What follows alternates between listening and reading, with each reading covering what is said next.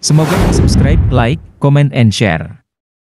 Diberikan kemudahan dalam setiap urusannya, amin.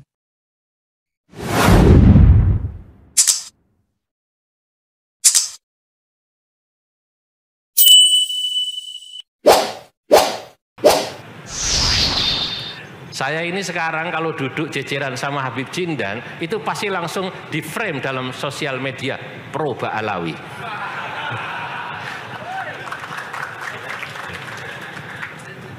Besok saya kumpul sama Kang Imat, itu tetangga saya di Banten. Ya rada mambu dulur, di atasnya nyambung. Lalu kemudian, wah ini pro Kiai Imat. Loh kenapa kita harus begitu?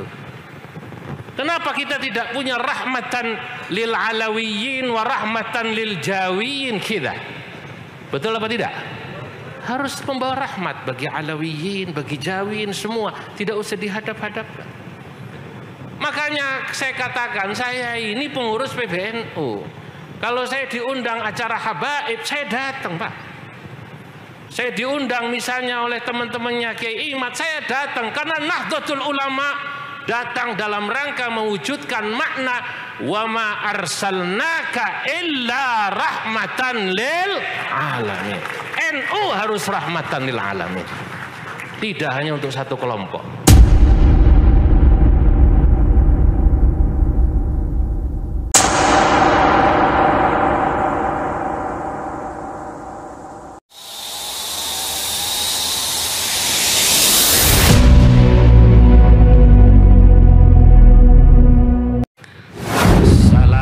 Assalamualaikum warahmatullahi wabarakatuh.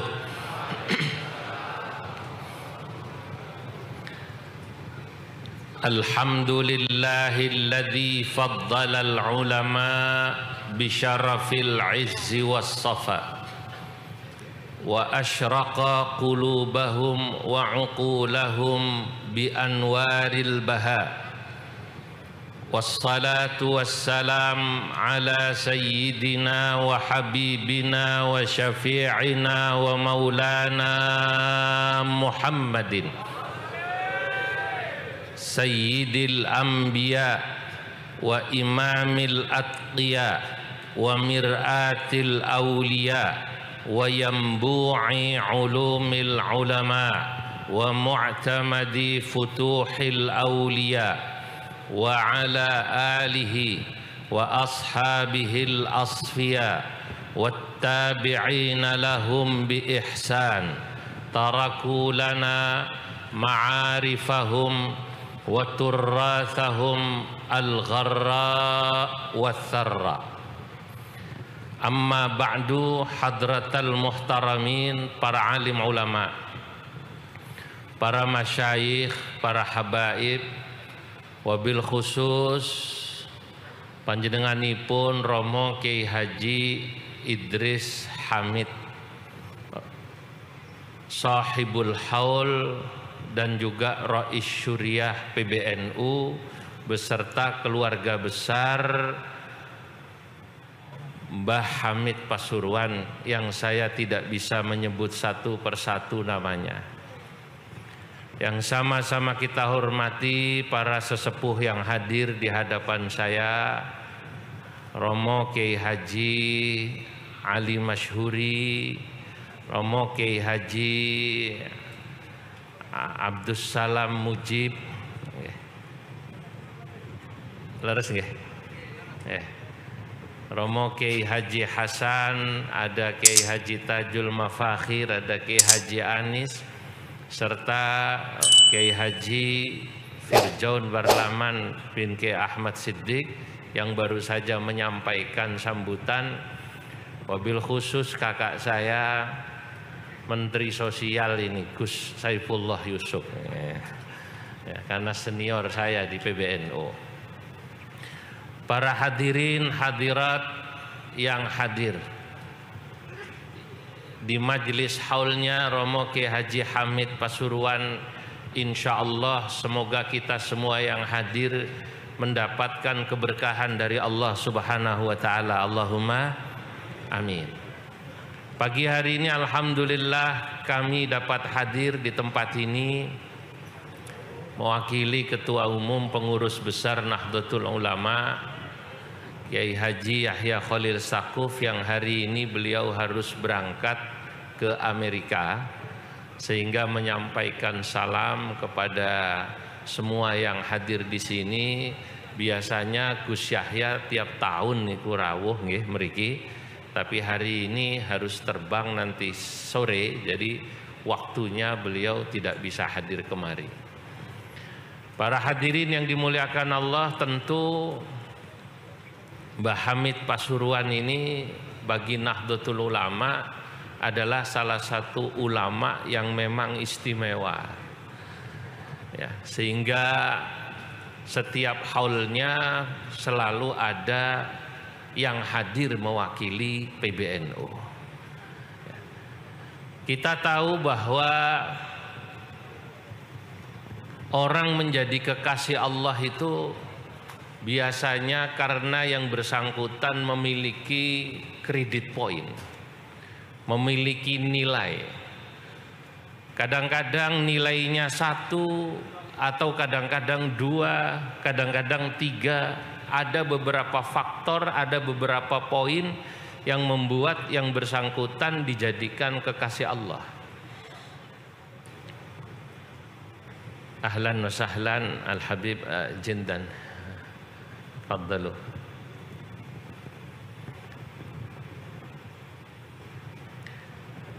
Ada orang yang menjadi kekasih Allah itu karena poin yang dimilikinya. Beliau adalah seorang ulama atau seorang fuqaha.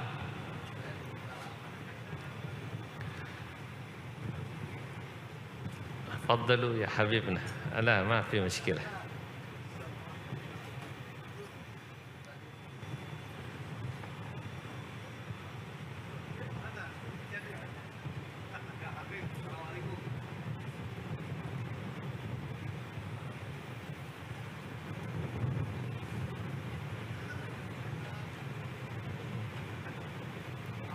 Masya Allah.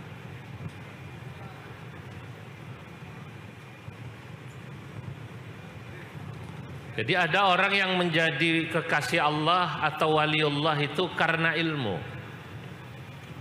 karena al-fiqhu, pemahaman yang dimiliki yang bersangkutan. Sehingga dahulu ada sebuah makalah yang dinisbatkan, ada yang mengatakan kepada Al-Imam Asy-Syafi'i, ada yang mengatakan makalah ini dinisbatkan kepada Al-Imam Abu Hanifah. Beliau berkata, "Lau lam yakunil fuqaha'u waliyan,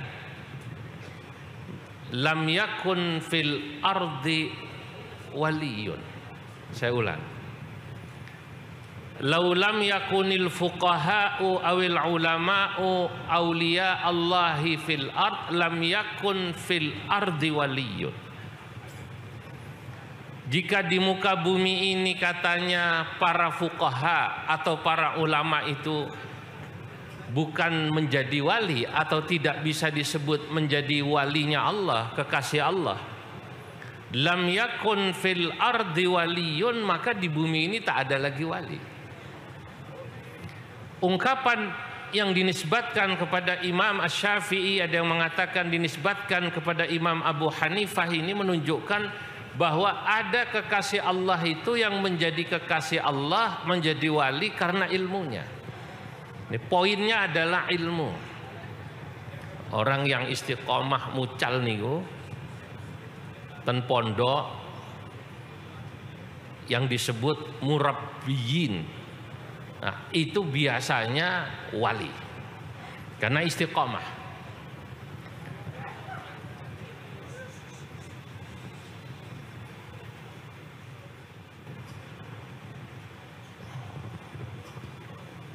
Saya ulangi, orang yang biasanya istiqamah ngaji atau istiqamah tahammulil ilmi, dia disebut sebagai wali.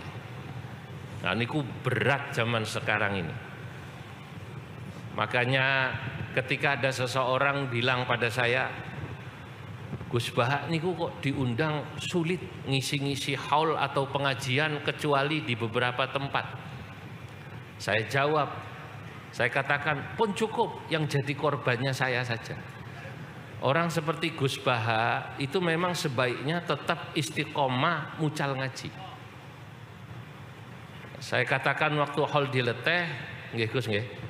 Dulu sebelum saya diamanati ten mriki di Tanfidiyah ini, dulu saya di Suriah kados Gus Tajul niki, saya masih istiqomah ngaji, Bib. Majelis tinggalan orang tua saya itu lebih dari 25 majelis seminggu. Sekarang harus saya bagi dengan adik saya keliling ngaten niki. Resikonya apa? Pasti yang namanya tidak istiqomah ngajar ngaji, mutolaahnya kurang. Mutolaahnya kurang. Lagi pula orang yang sering keliling ini sulit bisa nulis. Kalau niku kepanggih ulama-ulama dari Pakistan, kepanggih ketemu ulama-ulama dari Afghanistan, Gus. Di Afghanistan unik, ulamanya jadi menteri. Salah satunya Wazirul Ma'din wal Petrol, menteri pertambangan dan perminyakan. Ini menteri tapi memberi pada saya informasi, alhamdulillah saya mensyarahi Sahih Bukhari dalam 7 jilid. Masya Allah. Itu menteri pertambangan. Bagaimana menteri sosialnya itu?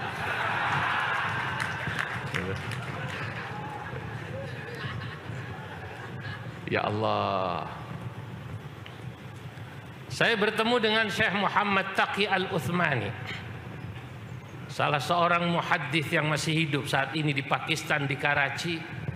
Saat saya ke Karachi, Pakistan, saya bawa kitab guru saya Mbah Sahal Mahfud, Anwarul Basair ala Ta'liqatil Ashbah wan Nadhair. Lalu saya katakan bahwa Mbah Sahal ini ulama yang tidak pernah belajar lama di Timur Tengah, kecuali fil mawasim, hanya pas saat musim haji saja. Tapi beliau bisa mengarang kitab ini, ngaji, menjadi muridnya Syekh Yasin Al-Fadani. Beliau kagum begitu membaca kitabnya Mbah Sahal. Lalu beliau katakan, ana aidan ya'ni tilmid Syekh Yasin Al-Fadani hinama taraddatu ila Makkah fi sab'inat. Saya juga murid Syekh Yasin Al-Fadani ketika saya ke Makkah pertama kali mengambil sanad dengan beliau. Tapi apa yang terjadi? Kenapa ulama-ulama Pakistan, ulama-ulama Afghanistan, ulama-ulama India produktif mengarang kitab? Saya kok mengangan-angan karena ulama-ulama di sana itu tidak disibukkan untuk menghadiri acara haul. Ulama-ulama di Indonesia apalagi PBNU ini harus keliling kados kula niki, ngewangi Gus Yahya dan Gus Ipul ngurus organisasi sambil acara keagamaan. Tadi malam saya datang dari Ternate, sebelumnya dari Ambon, ngurus NU niku. Ya. Kapan punya waktu menulis kitab? Kapan punya waktu untuk istiqomah kali santri-santri ten salafiyah niku baca kitab seperti para masyayikh ini? Makanya orang seperti Gus Baha atau ulama-ulama yang memang sudah istiqomah, empunlah, biarlah beliau tetap istiqomah menjadi ulama dan fuqaha itu. Karena sesungguhnya beliau-beliau inilah wa auliya Allahi fil ard, adalah para walinya Allah di muka bumi. Ada lagi orang yang menjadi kekasihnya Allah, walinya Allah itu karena hartanya. Sakha. Pada haul 2 tahun yang lalu saya cerita tentang Mbah Ma'ruf Kudus yang punya pabrik jambu bol. Ingat ya? Itu kaya, sahok, dermawannya luar biasa. Nggih modelnya nggih kados wae niku Mbah Ya Idris. Kalau ngirim kambing nggak pernah cerita, kalau ngirim beras kemana nggak pernah cerita. Ada wali-walinya Allah itu karena hartanya. Lah Gus Ipul itu tadi matur, saya ini pinter tidak, sugih ora. Kan gitu nggak Gus Ipul? Lalu terus kira-kira bayangan saya tadi Gus Ipul mau bilang, kok aku sudah diwali, apa alasannya gitu? Saya carikan alasannya Gus jenengan. jenengan bisa seperti ini nih makomnya, ya Allah tidak pernah berhenti-berhenti jabatannya. Karena jenengan itu istrinya satu, itulah keramatnya.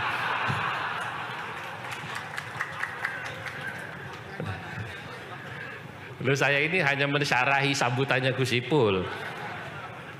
Beliau tadi bilang, kula niki ngalim boten, sugih boten, kok disukani ngaten niki kula bingung nopo alasane.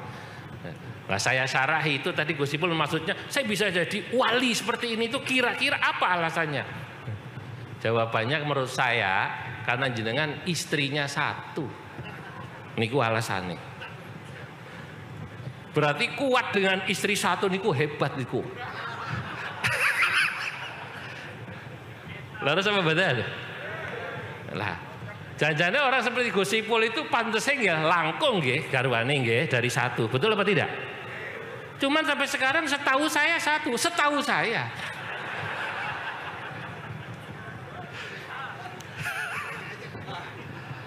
Berarti wali ini Pak. Kenapa wali? Ya, karena kalau raja mau punya istri lebih dari satu gampang. Ada orang mengatakan begini, kalau istri Anda nurut berarti Anda raja.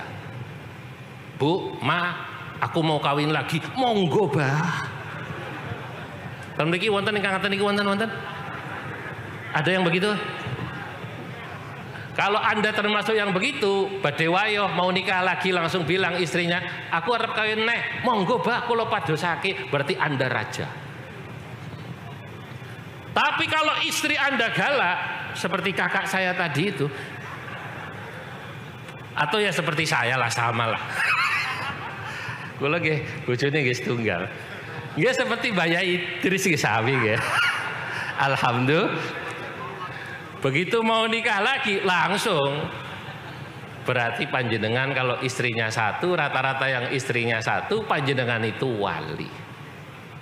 Sebab kata Imam Ghazali dalam kitab Ihya, as-sabru ala lisanin nisa mimma yumtahanu bihil auliya.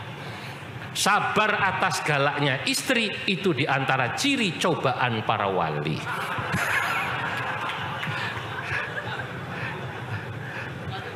Termasuk Gus Ali ya. Berarti sekarang Gus Ipul sudah tahu alasan beliau jadi wali nih ya. Tadi kan tanya, kula niki alim boten, sugih boten, apa kira-kira saya istimewanya? Istimewa dengan sabar. Alhamdulillah. Ada yang nyaut, Pak, kalau istri saya kadang-kadang nurut, kadang-kadang galak, niku nopo? Ah, berarti Anda raja wali.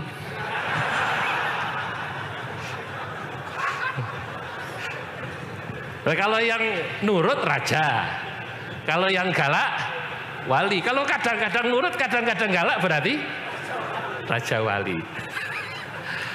Alhamdulillah. Kembali kepada Mbah Yai Hamid alladzi nahnu al-ana bi sadadi haulihi, yang kita sekarang ini sedang berada pada acara haul beliau. Saya kemudian berpikir Mbah Hamid itu seperti yang dikatakan Gus Firjon wau niku. Saya tinggal tambahin mensyarahi gitu. Mbah Hamid niku apa ya untuk poinnya itu menjadi wali? Nggak lengkap niku, susah, semuanya ada. Beliau niku nggak ulama, nggak alim. Wong kula dikirimi kitab Nadham Sulam Taufik. Kitab Sulam Taufik dinadzamkan oleh Mbah Hamid. Ini hanya orang yang sudah punya tingkat ilmu yang tinggi bisa membuat nazam semacam ini. Beliau itu ya ulama, ya fuqaha. Beliau ini sakha, dermawan, orang kaya yang luar biasa. Dari manakib yang saya dikirimi oleh cucu mantu beliau, yang saya baca kembali karena kemarin ketelingsut pernah punya. Lalu ketelingsut saya minta lagi dikirimi. Masya Allah, Mbah Hamid ini nggih ulama, ya orang kaya yang juga sakha, yang kemudian juga beliau ini memiliki tambahan-tambahan yang lain, yakni akhlak-akhlak yang luar biasa. Saya memandangi wajahnya Mbah Hamid di poster dari tempat istirahat sampai tempat ini. Saya teringat seorang ulama namanya Habib Hasan Al-Jufri Bangil. Niku pernah membuat syair madah pujian untuk Mbah Yai Usman Al-Ishaqi, abahnya Gus Tajul ini. Saya ingat niki syair niki. Syair niki nggih, walaupun untuk Mbah Yai Usman Al-Ishaqi sebenarnya pas juga untuk Mbah Yai Hamid. Wa idza nadharta li wajhihi yumbika an husnit tawiyyati daiman fi qalbihi ajazat lisani anin nu'uti liwasfihi wa bijudihi wa bihilmihi wa ulumihi wa idza nadharta liwajhihi yumbikaan. Jika Anda melihat wajahnya Mbah Yai Hamid, Mbah Yai Usman Al-Ishaqi, para aulia-aulia Allah yang lain, lihat posternya mawon, Masya Allah, yumbika an husnit tawiyyati daiman fi qalbihi. Anda akan melihat Masya Allah betapa beliau punya batin tawiyyah niku husnit tawiyyah. Ningali wajah mawon niku remen jenengan, Masya Allah. Saya belum pernah ketemu wong zaman beliau wafat, umur saya baru 3 atau 4 tahun. Sekarang haul yang keberapa nih? 43. Umur saya sekarang 47. Berarti saat beliau wafat kalau baru umur 4 tahun. Tapi saya hanya melihat wajahnya, Masya Allah. Wa idza nadharta li wajhihi yumbika an husnit tawiyyati daiman fi qalbihi. Jika Anda melihat wajah beliau, ini yang punya Habib Hasan Al-Jufri. Ya, saya bacakan saja. Madah ini pujian untuk Ki Usman Al-Ishaqi, ayahnya Gus Tajul, ayahnya Ki Asrari Al-Ishaqi. Jika Anda melihat wajah-wajah orang alim seperti Mbah Yai Usman, seperti Mbah Yai Hamid, maka wajah beliau yumbika an husnit tawiyyati daiman fi qalbihi. Wajah beliau itu akan menunjukkan husnit tawiyyah, betapa bagusnya batin beliau nih. Batin ini ku saya. Ya Allah, daiman, selamanya. Maka beliau kemudian sampai mengatakan ajazat lisani anin nu'uti liwasfihi. Lisanku tak mampu lagi anin nu'uti liwasfihi, untuk menggambarkan bagaimana sifat dan akhlak beliau. Wa bijudihi wa bihilmihi wa ulumihi, bagaimana kedermawanannya, bagaimana ketawaduannya, bagaimana ilmunya. Masya Allah. Punlah iki Mbah Yai Hamid. Saya pada kesempatan ini hanya akan memberi contoh mawon dari apa yang saya baca dalam manaqib. Saya tidak akan berani keluar dari situ. Karena berbicara tentang seseorang yang diholi harus membaca bagaimana manaqib beliau. Manaqib ini ditulis tentu sesudah beliau wafat. Ini berbeda dengan Imam Asy-Sya'rani. Imam Asy-Sya'rani sahib Lataiful Minan wa sahib Al-Yawaqid wal Jawahir, pemilik kitab Lataiful Minan wal Akhlaq dan pemilik kitab Al-Yawaqid wal Jawahir fi bayani aqaidi ahli al-akabir. Beliau menulis biografi dirinya sendiri.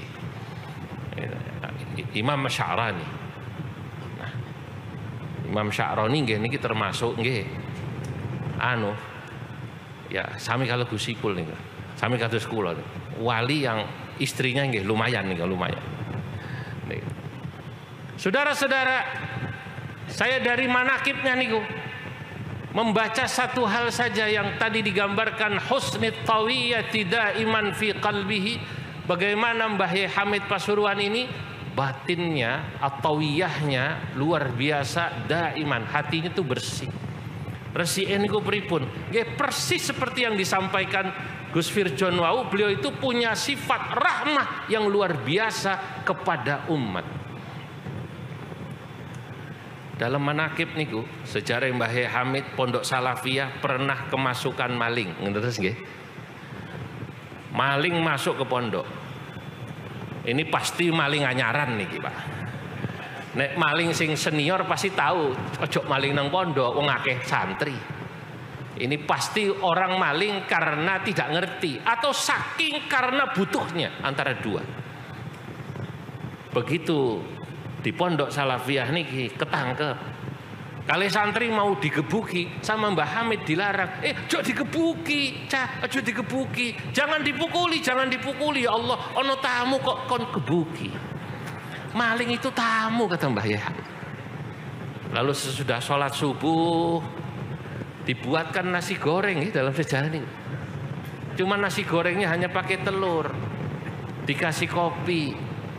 Mbah Yai Hamid matur sama beliaunya ini yang maling. Ya Allah Pak, besok lagi kalau ke sini mbok ngomong biar saya siap-siap motong ayam. Lo maling kok kon ngomong. Ini mohon maaf, nasi gorengnya hanya pakai telur. Masya Allah. Saya langsung ingat husnit tawiyati daiman fi qalbihi ini, apa yang saya baca dalam kitab Muhammad al-Insanul Kamil, sarangan al-Muhaddithil Musnid Sayyid Muhammad Alawi bin Abbas al-Maliki. Dalam kitab Muhammad al-Insanul Kamil, Sayyid Muhammad bin Alawi bin Abbas al-Maliki menjelaskan ketika membahas makna wa ma arsalnaka illa rahmatan lil alamin. Tidaklah kami mengutus dirimu hai Nabi Muhammad kecuali agar engkau menjadi rahmat bagi seluruh alam. Sayyid Muhammad memberikan penjelasan. Lam yaqulillahu ta'ala, Allah tidak berfirman wa ma arsalnaka illa rahmatan lil mu'minin. Bal yaqulillahu ta'ala wa ma arsalnaka illa rahmatan lil alamin. Kami tidak mengutus dirimu hai Nabi Muhammad untuk membawa rahmat bagi kaum mukminin saja, tapi kau menjadi rahmat bagi alam. Sayyid Muhammad menjelaskan kalau Allah mengatakan Nabi Muhammad itu menjadi rahmat bagi seluruh alam, maka rahmat yang dibawa oleh Nabi Muhammad adalah rahmatan ammah, rahmat yang umum. Termasuk Nabi itu rahmatan lil kafirin, Mbak. Kanjeng Nabi niku rahmatan lil munafikin, rahmatan lil usati wal mudhnibin. Termasuk Nabi Muhammad itu menjadi rahmat, membawa rahmat, bahkan termasuk bagi orang ahli maksiat. Masya Allah. Jadi panjenengan kalau melihat idza ra'aitum 'aliman aw salihan ya'tuna mawadhi'al ma'asi awil usata, apabila Anda melihat ada orang soleh, orang alim kok datang ke tempat maksiat, sampai aja jangan buruk sangka. Ini dalam kitab abahnya Gus Tajul namanya Minhatul Aqyas fi Husnidz Dzanni bin Nas.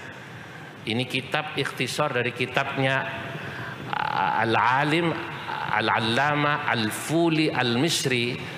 Kitab aslinya besar, Tuhfatul Aqyas fi Husnidz Dzanni bin Nas. Dalam kitab ini dikutip ucapan-ucapan Sayyidi Ali Al-Khawwas, gurunya Imam Sya'rani ini. Apabila Anda melihat ada orang soleh, orang alim mendatangi tempat maksiat, riyen wonten Gusmi nggih. Gusmi kalau ke Surabaya sering datang ke tempat-tempat ngaten niku nggih. Lah itu jangan suudzon. Harus husnudzon bahwa beliau datang ke sana itu dalam rangka rahmat, kasihan sama yang ahli maksiatnya itu, bagaimana mereka supaya kemudian bisa sadar. Maka nanti kalau panjenengan lihat Gus Ipul sebagai Menteri Sosial datang ke lokalisasi, jangan suudzon.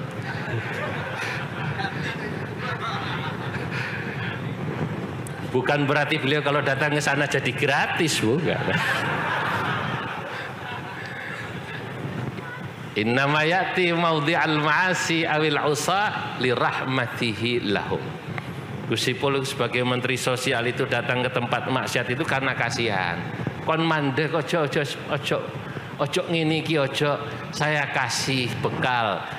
Menteri Sosial punya instrumennya, dikasih modal, diajarin jahit, nanti Gus nggih, supaya berhenti itu. Ini saudara-saudara, bapak-bapak, bagaimana ulama-ulama dulu mengajarkan pada kita bahwa rahmat itu harus diberikan termasuk lil usah wal mudhnibin. Bayi Hamid niku, bagaimana kasihannya sama pencuri, dikasih makan. Nek zaman saiki ono maling ngono niku, kira-kira diapakno, Cak? Kepuki. Mbah Hamid mboten. Dikasih sarapan, dibikinkan nasi goreng, walaupun dalam buku itu tidak ditulis, saya yakin sama Mbah Yai Hamid pasti disangoni niku. Masya Allah, itu rahmah. Sekarang ini yang langka niki, Pak, rahmah ini. Dunia ini sekarang kita ini kok seakan-akan hidup harus hitam putih. Anda pro sana apa pro sini? Saya ini sekarang kalau duduk jejeran sama Habib Jindan itu pasti langsung di frame dalam sosial media pro Ba'alawi.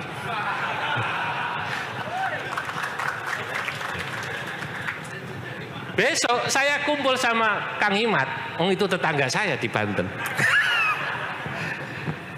Ya rada mambu dulur, di atasnya nyambung. Lalu kemudian, wah ini pro Kiai Imat. Loh kenapa kita harus begitu? Kenapa kita tidak punya rahmatan lil alawiyin wa rahmatan lil jawiyin kita? Betul apa tidak? Harus membawa rahmat bagi alawiyin, bagi jawiyin semua. Tidak usah dihadap-hadapkan. Makanya saya katakan, saya ini pengurus PBNU. Kalau saya diundang acara habaib, saya datang, Pak.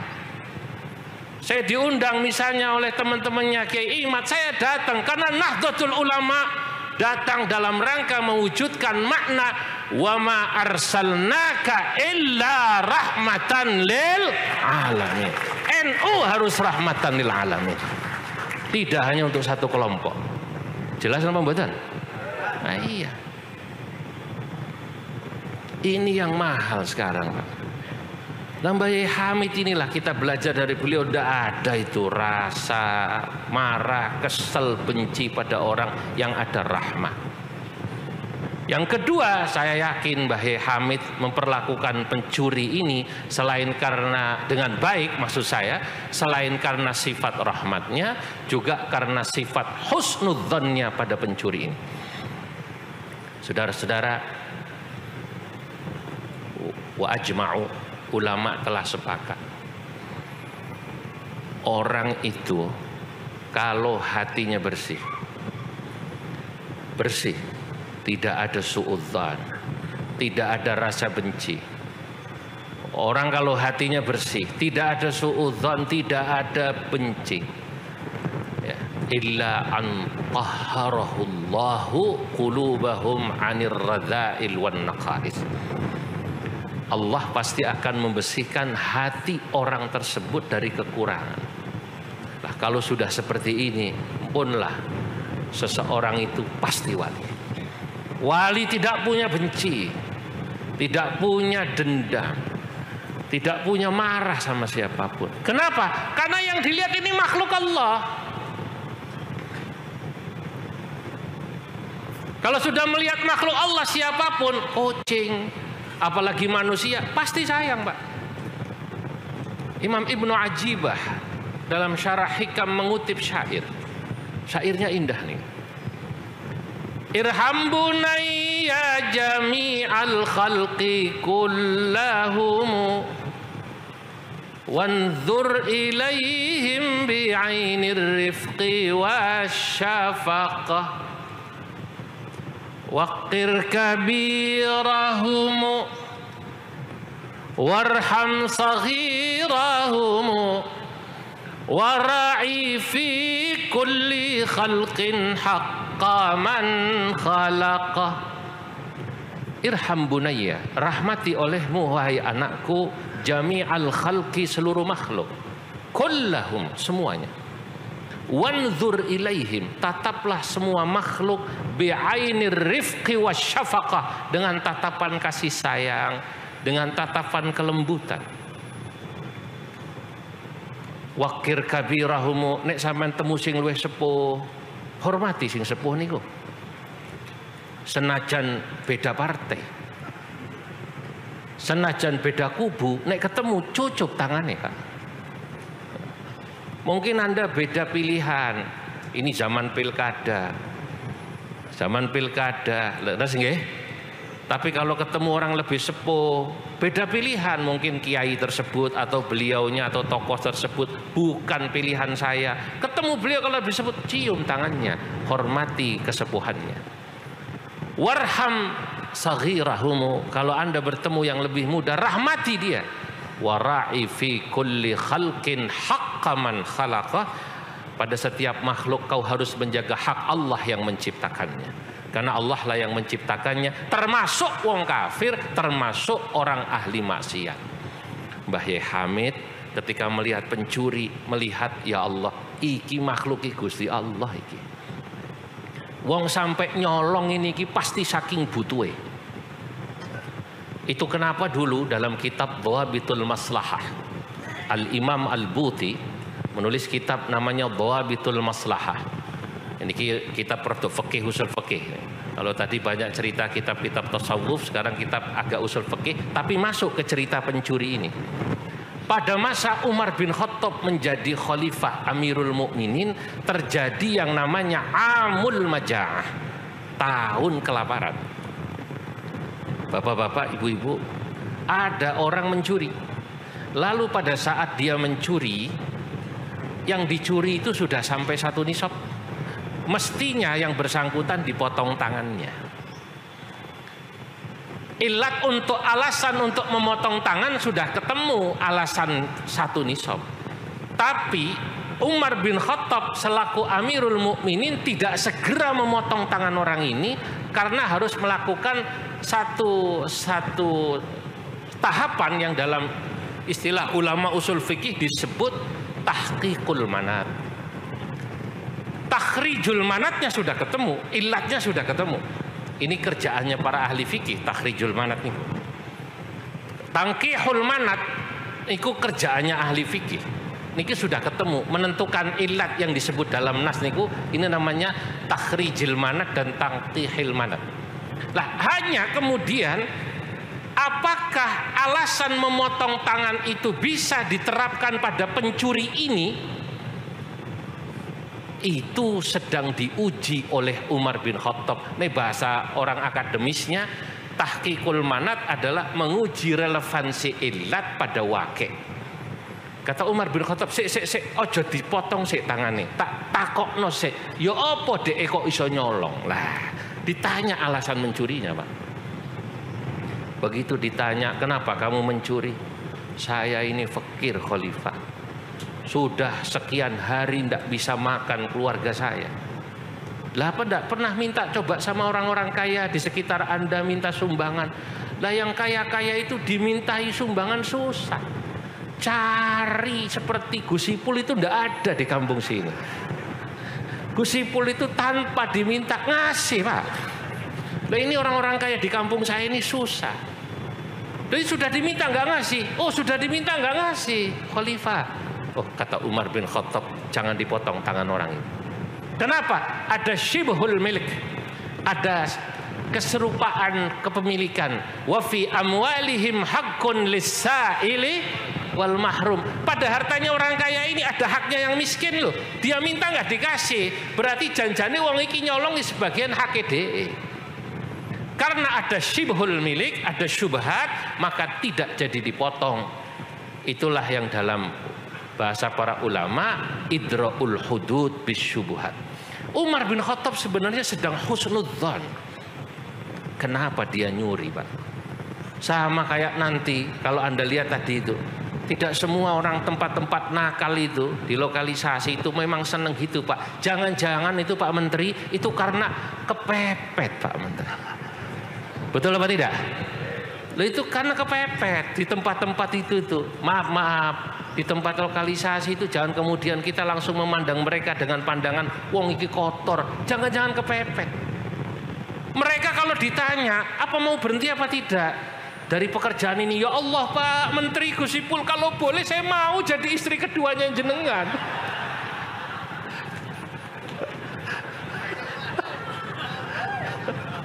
Kondisi yang memaksa saya seperti ini. Lah kondisi itu bahasa Arabnya illal kepepet. Oh berarti kita harus husnudzon. Mbah Hamid nih, Masya Allah, husnudzonnya luar biasa sama pencuri. Sampai tidak dipukuli, dikasih makan.